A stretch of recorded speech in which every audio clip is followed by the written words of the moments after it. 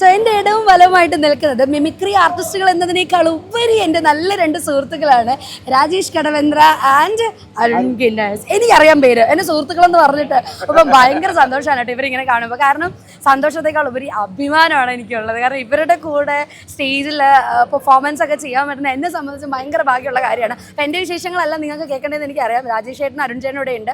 അപ്പം രണ്ടുപേർക്കും ഒരു വലിയ നമസ്കാരം. അപ്പം നിങ്ങളുടെ വിശേഷങ്ങൾ പറഞ്ഞോളൂ. അടുത്തേക്ക് നല്ല വിശേഷം. കാരണം ഞങ്ങൾ ഈ ഒരു വർഷം ഈ ഒരു ദിവസത്തിന് വേണ്ടി കാത്തിരിക്കുന്ന ആളുകളാണ്. മിമിക്രി ആർട്ടിസ്റ്റ് എന്നുള്ള നിലയിൽ ഭയങ്കര പ്രൗഡായിട്ടുള്ള മൊമെന്റ് ആണ്. നിങ്ങൾ ചുറ്റിനും നോക്കിയാൽ തന്നെ കാണാൻ പറ്റും. മിമിക്രി ആർട്ടിസ്റ്റ് മാത്രമല്ല, ഞങ്ങൾ ഒരുമിച്ച് ഒരു സിനിമയിൽ അഭിനയിച്ചിട്ടുണ്ട്. അതെന്താ പറയുന്നത്? ഞങ്ങൾ വെടിക്കെട്ടുന്ന സിനിമയിൽ ഒരുമിച്ച് അഭിനയിച്ചിട്ടുണ്ട്. അപ്പോൾ അങ്ങനെയൊക്കെയാണ്. അപ്പോൾ ഒരുപാട് സന്തോഷം. ഞാൻ കുറേ ആൾക്കാരെ ഇങ്ങനെ കാണാനുള്ള ആ ഒരു സന്തോഷത്തിലും തിരക്കിലൊക്കെയാണ്. അപ്പോൾ താങ്ക് യു എല്ലാവർക്കും. നല്ലൊരു ദിവസം. ആ ഏഞ്ചലിൽ നിന്നുള്ള വിളിയൊന്ന് വിളിച്ചത് അത് ആസിഫിക്കയുടെ ഒച്ചയിൽ അടിപൊളിയായിട്ട് വിളിക്കുന്ന ഒരാളാണ് കേട്ടോ. അതൊന്ന് പ്രേക്ഷകർക്കും കൂടെ ഒന്ന് കേൾപ്പിക്കാൻ വേണ്ടിയിട്ടാണ്. യെസ്, നിന്നെ കാണാൻ പറ്റില്ല, ഭയങ്കര സന്തോഷം. Okay, thank you. അപ്പൊ നമുക്ക് അരുൺ ചേട്ടനിലേക്ക് പോവാം. ചേട്ടാ, ഇന്നത്തെ ഒരു പ്രത്യേകത എന്ന് പറഞ്ഞാൽ ഇന്ന് ഞങ്ങളുടെ മീറ്റിംഗ് ആണ്, ആഘോഷമാണ്. പക്ഷെ അതിലുപരി ഇന്ന് എന്റെ ബർത്ത്ഡേ ആണ്. ആണോ? Happy birthday to you. ഒരുപാട് സന്തോഷം. എനിക്ക് തോന്നുന്നു ഇത് വലിയൊരു നിമിഷം തന്നെയായിരിക്കും അരുൺ ചേട്ടനെ സംബന്ധിച്ചല്ലേ. സ്പെഷ്യൽ കേക്ക് മേടിച്ചു തരും.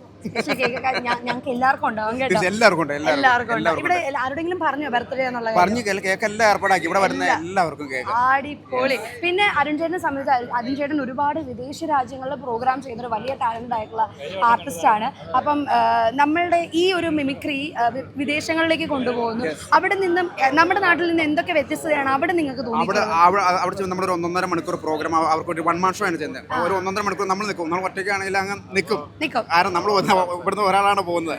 അവിടെ പ്രോഗ്രാം ഉണ്ടെങ്കിൽ അതൊക്കെ മിക്സ് ചെയ്തിട്ട് ഓരോന്ന് ഇടയ്ക്കിടയ്ക്ക് ഓരോ വെറൈറ്റികൾ സിംഗേഴ്സിന്റെ വോയിസ് ആണ് ചെയ്യുന്നത്. അറിയാലോ, സിംഗേഴ്സിന്റെ വോയിസ് ആണ്. ഞാൻ പറയാൻ അരുൺ ചേട്ടന്റെ ഏറ്റവും വലിയ പ്രത്യേകത മെയിലും ഫീമെയിൽ വോയിസിലും പാട്ട് പാടുന്നുള്ളതാണ്. അപ്പൊ ഒരു 2 ലൈൻ പെട്ടെന്ന് ഞങ്ങൾക്ക് വേണ്ടിയിട്ട് പ്രേക്ഷകർക്ക് വേണ്ടിയിട്ട് പാടാമോ?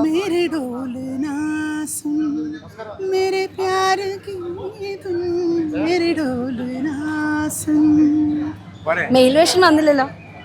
मेरे चाहते तो फिजा में बहेंगी, जिंदा रहेंगी, ओके खाना.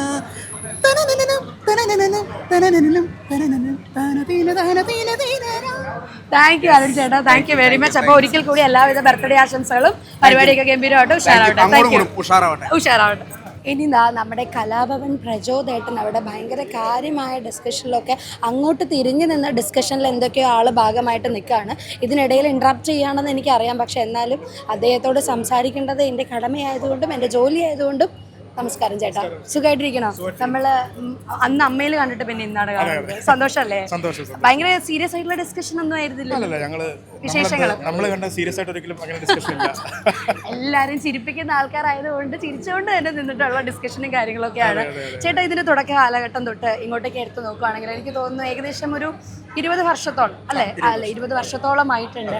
അപ്പം ആ ഒരു വളർച്ചയെ ചേട്ടൻ എങ്ങനെയാണ് നോക്കി കാണുന്നത്? അല്ല, അത് നമ്മളിത് തുടങ്ങിയ കാലഘട്ടത്തിലൊക്കെ മെമ്പേഴ്സ് വളരെ കുറവായിരുന്നു. അതിനുശേഷം ഇത് മെമ്പേഴ്സ് കൂടുന്നു, നമ്മുടെ ആർട്ടിസ്റ്റുകൾ കൂടുന്നു. പിന്നെ തന്നെയല്ല, നമ്മുടെ ഇതിലുള്ള എല്ലാ ആർട്ടിസ്റ്റുകളും ഇപ്പോൾ തന്നെ സിനിമയിലൊക്കെ സജീവമായിട്ട് പ്രവർത്തിക്കുന്നുണ്ട്. പിന്നെ നമുക്ക് ഓരോ താരോദയം ഓരോ കാലഘട്ടങ്ങളിലുണ്ടാകും. ഇപ്പോൾ തന്നെ മഹേഷ് കുഞ്ഞുമാൻ എന്ന് പറഞ്ഞൊരു ആർട്ടിസ്റ്റ് നമുക്ക് നമ്മുടെയൊക്കെ ഒരു വലിയ ഗിഫ്റ്റാണ്. അപ്പോൾ അത്തരത്തിലുള്ള ഒരുപാട് വളർച്ച സംഘടന രൂപത്തിലാണെങ്കിൽ പോലും നമുക്ക് ഒരുപാട് പേരെ ഹെൽപ്പ് ചെയ്യാൻ സാധിക്കുന്നുണ്ട്. ഇപ്പോൾ കോവിഡ് സമയത്തൊക്കെ ആണെങ്കിൽ പോലും ഒരുപാട് പേരെ നമുക്ക് സഹായിക്കാനായിട്ട് പറ്റുന്നുണ്ട്. അതിലുപരി തന്നെ നമ്മുടെ കൂടെയുള്ള എല്ലാ ആർട്ടിസ്റ്റുകളും, ഇപ്പോൾ ഒരാൾക്ക് എന്തെങ്കിലും സംഭവിച്ചാൽ അവിടെ ഓടിയെത്താനും അത് റിപ്പോർട്ട് ചെയ്ത് അവർക്കുള്ള സഹായങ്ങൾ എത്തിക്കാനുമുള്ള ഒരു എല്ലാവരും ഭാരവാഹികളാണ്. അങ്ങനെ ഒരു സപ്പോർട്ട് നമുക്കുണ്ട്. അതായത് വലിയ വലിയ ഭാരവാഹികളൊന്നുമില്ല അല്ലെ? സെക്രട്ടറി, പ്രസിഡന്റ്, അതിനേക്കാളൊക്കെ ഉപരി എല്ലാവരും ഒരേപോലെ തന്നെ പ്രവർത്തിക്കുന്ന ഒരു സംഘടന എന്നുള്ളത്. അത് മാത്രമല്ല, ഇപ്പൊ ചേട്ടനെ സംബന്ധിച്ച് ചേട്ടൻ മിമിക്രിയിൽ നിന്നും സിനിമയിലേക്ക് കടന്നു വന്നു. എനിക്ക് ചേട്ടനെ കാണുമ്പോൾ പെട്ടെന്ന് ഓർമ്മ വരുന്ന ഡിറ്റക്റ്റീവ് സിനിമയിലെ ക്യാരക്ടറാണ്. എത്ര കഥാപാത്രങ്ങൾ ചേട്ടൻ ചെയ്താലും പേഴ്സണലി എൻ്റെ മനസ്സിൽ എപ്പോഴും സ്റ്റക്ക് ഓൺ ചെയ്ത് നിൽക്കുന്ന ആ ഒരു കഥാപാത്രം. കാരണം ചേട്ടനത് ഒരിക്കലും ഒരു വില്ലനായിട്ടൊന്നും ഞാൻ പ്രതീക്ഷിച്ചിട്ടില്ല എന്നുള്ളതാണ് സത്യം. അപ്പം അതൊക്കെ ഭയങ്കര വലിയ മാറ്റങ്ങളാണ് ഞങ്ങൾ പ്രേക്ഷകർക്ക് നിങ്ങൾ തന്നുകൊണ്ടിരിക്കുന്നത്. മാത്രമല്ല, മിമിക്രി ആണെങ്കിലും കോമഡി കൈകാര്യം ചെയ്യുന്ന ആർട്ടിസ്റ്റുകൾക്കാണെങ്കിലും ഒരു സിനിമയുടെ എല്ലാ തലങ്ങളിലേക്കും സഞ്ചരിക്കാൻ പറ്റുന്നു എന്നുള്ളതാണ്.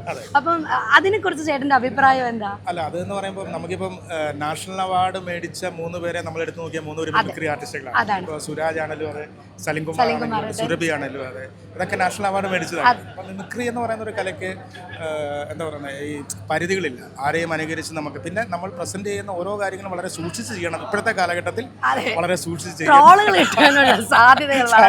അതുകൊണ്ട് എന്ത് പറഞ്ഞാലും വളരെ സൂക്ഷിച്ചൊക്കെ പറയാൻ സാധിക്കുള്ളൂ. പിന്നെ നമുക്ക് ഏറ്റവും വലിയ ഗിഫ്റ്റ് എന്ന് പറയുന്നത് നമ്മുടെ 2 ഗുരുക്കന്മാർ സിദ്ദിഖ് ലാലാണ് ഇതിൻ്റെ നമ്മുടെ രക്ഷാധികാരികളായിട്ട്. സിദ്ദിഖ് സാറിൻ്റെ അഭാവത്തിലാണ് ലാൽ സാർ ഇപ്പം എല്ലാ വർഷവും നമ്മളോട് സഹകരിക്കുന്നത്. അതൊക്കെ നമുക്കൊരു വലിയ ഗിഫ്റ്റ് തന്നെയാണ്. ഇപ്പോൾ ചേട്ടൻ പറഞ്ഞൊരു കാര്യമുണ്ട്, മിമിക്രി എന്ന് പറയുന്ന കലയിലൂടെ വളർന്നു വന്ന ഒരുപാട് പേരുണ്ട്. ഇപ്പം പല പുരുഷന്മാരോടൊപ്പം സ്ത്രീകളും മിമിക്രിയിലേക്ക് വരുന്നത്. കാരണം എനിക്ക് തോന്നുന്നു നമ്മുടെ അസോസിയേഷൻ ആണെങ്കിൽ ഒരു 28-30ഓളം സ്ത്രീകൾ മാത്രമേ ഉള്ളൂ. പക്ഷേ പ്ലാറ്റ്ഫോമുകളിലേക്ക് നോക്കുമ്പോൾ ഒരുപാട് പെൺകുട്ടികൾ മിമിക്രിയിലൂടെ കടന്നു വരുന്നുണ്ട്. അതിനോടൊപ്പം തന്നെയുള്ള മറ്റൊരു വലിയ കാര്യം എന്ന് പറയുന്നത് ചേട്ടൻ ട്രോളിന്റെ കേസൂടെ പറഞ്ഞു. ട്രോള് സത്യത്തിൽ നല്ലതാണോ പൊട്ടയാണോ? നല്ല ട്രോളൊക്കെ ആസ്വദിക്കാറുണ്ട് തീർച്ചയായിട്ടും. പിന്നെ നമ്മൾ എനിക്ക് സ്വന്തമായിട്ട് ആസ്വദിക്കാറുണ്ടോ അവനവനെ കുറിച്ച് വരുന്ന ട്രോളുകൾ? അല്ലല്ല, നമ്മൾ ഇപ്പം കഴിഞ്ഞ നമ്മൾ ഈ ഫുട്ബോളൊക്കെ നടക്കുന്ന സമയത്ത് മെസ്സിയുടെയും ഒരു ഓട്ടോറിക്ഷയുടെയും പടം കൊടുത്തിട്ട് അതിനകത്ത് ട്രോൾ ഉണ്ടായിരുന്നു. ഇവന്മാരെ രണ്ടിനെയും വിശ്വസിക്കില്ല, എപ്പോഴും ഇവന്മാര് വെട്ടിക്കുന്നു പറയാൻ പറ്റില്ല. ഞാൻ പറഞ്ഞ അത്തരത്തിലുള്ള ട്രോളുകൾ നമ്മൾ അറിയാതെ ചിരിച്ചു പോകുന്ന ഒരുപാട് ട്രോളുകൾ ആസ്വദിക്കാറുണ്ട്. അപ്പൊ എന്തായാലും നിങ്ങളുടെ തുടർന്നുള്ള എന്തോ പറയാനുണ്ട്? മറ്റേ ചോദ്യം ചോദിച്ചില്ല, അന്നും ഇന്നും ഒരേപോലെ നിൽക്കുന്നുണ്ടോ എന്നുള്ള ഒരു ചോദ്യം ഉണ്ടായിരുന്നു. പ്രചോദനം ഏതൊരു മീഡിയ കണ്ടു കഴിഞ്ഞാൽ അല്ല, എന്തായാലും കുഴപ്പമില്ല, കറക്റ്റ് ആണ്. അന്നും ഇന്നും ഒരുപോലെ നിൽക്കുന്നുണ്ടോ അതും കൂടെ പറഞ്ഞിട്ട് നമുക്ക് അടുത്ത ആർട്ടിസ്റ്റിലേക്ക് പോവാം. എവിടെയിലൂടെ പോവാണ്. കുഴപ്പമില്ല ചേട്ടാ, പറ. അന്നും ഇന്നും ഒരുപോലെ അല്ലേ? ചോദ്യം എന്തായിരുന്നു? ഞാൻ പറഞ്ഞു ചോദ്യം എന്തായിരുന്നു? സൗന്ദര്യത്തിലായാലും ഫീൽഡിലായാലും സൗന്ദര്യത്തിലായാലും 2 പേരേ ഉള്ളൂ അല്ലേ? പറയൂ. ഇത് മിക്കവാറും ട്രോളാവും കേട്ടോ. ഞാൻ വിചാരിച്ചു അങ്ങനെ ഒരു ചോദ്യം ഞാൻ ചോദിച്ചില്ല. പക്ഷെ ശരിയാണ്, തുടക്കകാലം തൊട്ട് ഈ സമയം വരെ അതേപോലെ തന്നെ മെയിൻറ്റെയിൻ ചെയ്തു പോകുന്ന കുറച്ച് ആർട്ടിസ്റ്റുകളിൽ ഒരാളാണ്. നിങ്ങൾക്ക് പ്രായം റിവേഴ്സ് ഗിയർ ആണോ എന്ന് എനിക്കൊരു സംശയമുണ്ട്. ചേട്ടാ, അപ്പം ഒരുപാട് സന്തോഷം. എന്തായാലും ഇദ്ദേഹം പറയിപ്പിച്ചതൊന്നും അല്ല കേട്ടോ, നമ്മൾ സംസാരിച്ചപ്പോൾ അതിൻ്റെ ഒരു ഭാഗമായിട്ട് വന്നേ ഉള്ളൂ. അപ്പം ചേട്ടൻ ഇതനുസരിച്ച് ആരും ട്രോളാനൊന്നും നിൽക്കില്ലേ, നമുക്ക് ഒരുപാട് സ്നേഹമുള്ള ഒരു ചേട്ടനാണ്. അപ്പം എന്തായാലും ഒരുപാട് സന്തോഷം. അതെ, പുറകിൽ പോയിട്ട് താങ്ക് യു ചേട്ടാ, thank you very much. Thank you ചേട്ടാ, ശരി, താങ്ക് യു. അപ്പോൾ നമ്മുടെ കുട്ടി അഖിൽ അവിടെ ഭയങ്കരമായ ഡിസ്കഷനിലൊക്കെ നിൽക്കുകയാണെന്ന് എനിക്കറിയാം. എന്നാലും ഒരു മിനിറ്റ് ഞാനൊന്ന് കടമെടുത്തുകൊണ്ട് ഇടയിലേക്ക് ഒന്ന് കയറണം. ഹലോ ചേട്ടാ, നമസ്കാരം. സുഖമായിട്ടിരിക്കണോ? ഷോകളിലൊക്കെ ഇങ്ങനെ തിളങ്ങി നിൽക്കുക. കാരണം എന്താണെന്ന് വെച്ച് കഴിഞ്ഞാൽ ഞാൻ അപ്പുറത്തേക്ക് നിൽക്കാം, അതായിരിക്കും കുറച്ചുകൂടെ നല്ലത്. ഓക്കെ. ഷോകളിലൊക്കെ തിളങ്ങി നിൽക്കുക ഞാൻ കണ്ടായിരുന്നു. റിയാലിറ്റി ഷോയിലൊക്കെ ഭയങ്കരമായിട്ട് ജഡ്ജിങ് പാനലിലൊക്കെ ഇരുന്നിട്ട് അങ്ങ് അടിപൊളിയായിക്കൊണ്ടിരിക്കുക. സുഖമായിട്ടിരിക്കുന്നു. എന്തൊക്കെ വിശേഷങ്ങളെന്ന് പറഞ്ഞേ, കേൾക്കട്ടെ. ഏറ്റവും വലിയ വിശേഷം നടക്കണം ഇതാണ്. അപ്പൊ ഇതിനെ കുറിച്ച് ഒന്ന് പറഞ്ഞേ. വർഷത്തിലൊരിക്കലല്ലേ ജനറൽ ബോഡി, അതായത് ഇപ്പൊ ഓണമുണ്ട്, വിഷു ഉണ്ട് പറയണ പോലെ. അതെ അതെ അതെ. അപ്പൊ അതിന്റെ ഒരു സന്തോഷം. പിന്നെ ഒരുപാട് സീനിയർ ആയിട്ടുള്ള ആൾക്കാരെ കാണാൻ പറ്റും. പിന്നെ എല്ലാവരും ഒരു ദിവസം. ഏത് വർഷമാണ് മായിലേക്ക് വന്നത്? മായിൽ വന്നിട്ടൊരു 6 വർഷം അല്ലേ? 6 വർഷത്തോളമായിട്ടുണ്ട്. ഈ ഒരു എല്ലാ മിമിക്രിക്കാരും സ്വപ്നം കാണുന്ന ഒരു സംഘടന തന്നെയാണ് മാ.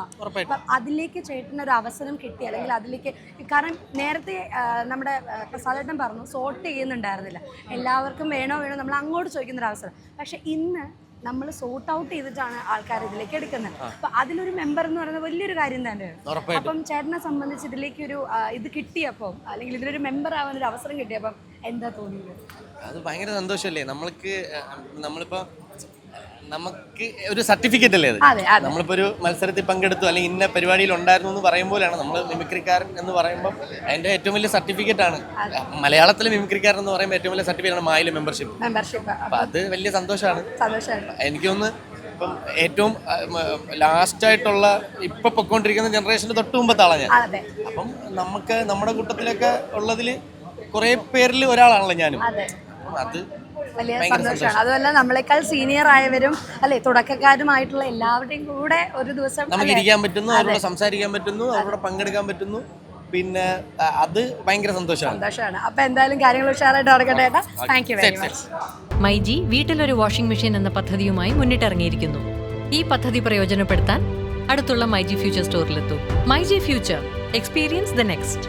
പൂവ് പോലൊരു പുട്ടുണ്ടേ അജ്മിയുടെ പുട്ട്. നല്ല വിശേഷം. Ajmi steam made puttu.